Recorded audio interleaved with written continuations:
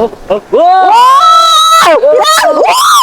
าเด้อพี่น้องมื้อนี้อันลีสิพาพี่น้องมาตึกเบ็ดเด้อก็คือมารุ่นมาเบิ่งน้ำกันว่าลีสิตึกได้บ่หรือว่าบ่ได้ก็คือน้ำห้วยจากเสียนะป่านี่สิมีหลายชนิดแห่งบ่ว่าสิเป็นปลาพันธุ์ปลาดุกปลาหม้อมาอีหยังต่างๆนะแต่ว่าลีสิลองตึกเบิ่งว่ามันสิได้บ่นะก็น้ำคุณแบบนี้นะตึกได้ลองเบิ่งวิธีตึกนะเฮาสิใส่เหยื่อเด้อเหยื่อก็คืออันนอนนะนอนเฮาก็สิเอาอยู่เค็มน้ำเป็นลักษณะนี้เนี่ยเดี๋ยวลีสิเอาตัวใหม่มาใส่ก่อนถ้าว่าตัวน้อยโพดกะปลาก็อาจสิบ่เห็นนะอ่ะเอาสิใส่เป็นอันนี้เหยื่อตัวนี้ใส่ลายๆแบบนี้ปลามันจึงมักใส่เลยจ้าวิธีตึกเบ็ดฮะต้องเบิ่งน้ำที่ว่าบ่แห้งเกินไปถ้าว่าแห้งเกินไปมันก็ตึกบ่ได้เพราะว่าเหยื่อมันไปใส่แบบนี้แล้วก็นั่งท่าต้องใส่ความใจเย็นถ้าว่าเวลาป้ามันกินนะแบบมันชิดึกสู้มือเฮานะแล้วก็ดึงขึ้นวิธีดึงขึ้นก็ต้องดึงแบบมาทางนี้ถ้าว่าดึงขึ้นซื่อๆเราบางทีมันก็คอเวทนามันสิเกาะป้าโบแน่นละป้ากระตก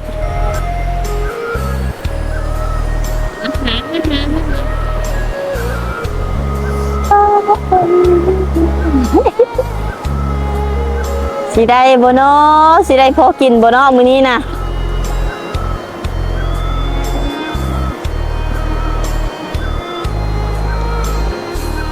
รอลุ้นเบิ่งเด้อรอลุ้นเบิ่งเด้อลุ้นไปน้ำกัน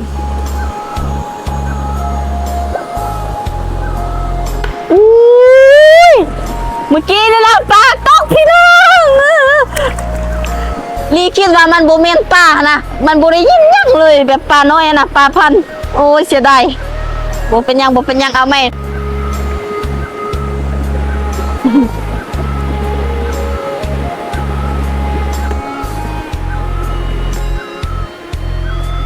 โอ้คือว่าได้ยินแล้วพี่น้องว้าวโอ้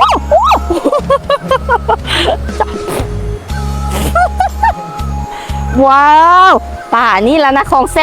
บก็กำลังถือผ้าอยู่นะไข่มันเต็มท้องอันนี้แหละของแซ่บโอ้เดี๋ยวจะเอาออกกันนะได้ปลาแล้วเดี๋ยวมาลุ้นมาเบิ่งน้ำกันมาสิไหมได้ปะมา1 2 3ว้าวพี่น้องพี่น้องอ๋อโคตรใหญ่เอาอีกโอ้น้องได้ปลาอีกแล้วโอ้มาได้แม่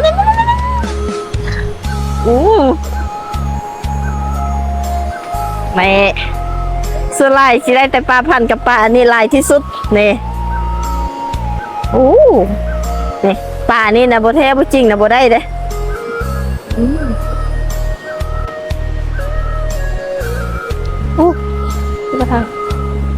นี่ได้ปลาแล้วพี่น้อง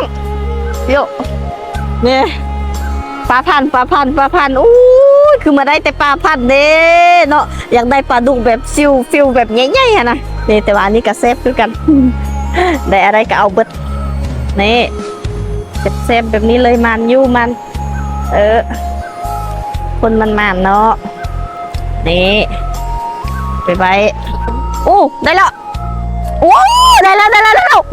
ว้าวมาคือบ่มาวะมือ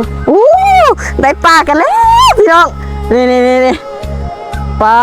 มีแต่แบบอันมีไข่เบิดเนี่ยปลาเป็นตะแซ่บแหงปลานี่นะคือที่1เลยแหละมายูมือนี่นะเอาอีก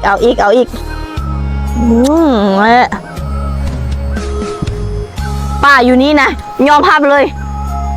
บนครัวบนนี้นะมีแต่ปลาเห็นจบสั้นสูงมันกินเหยื่อนะมันสิทอดเอาแต่ทางกลางเขาได้ยินยักสิเขาคือจับขึ้นแล้วบางทีกับบุมีซ้ำ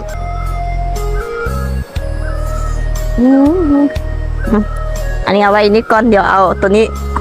เอาปลาไปไว้ก่อน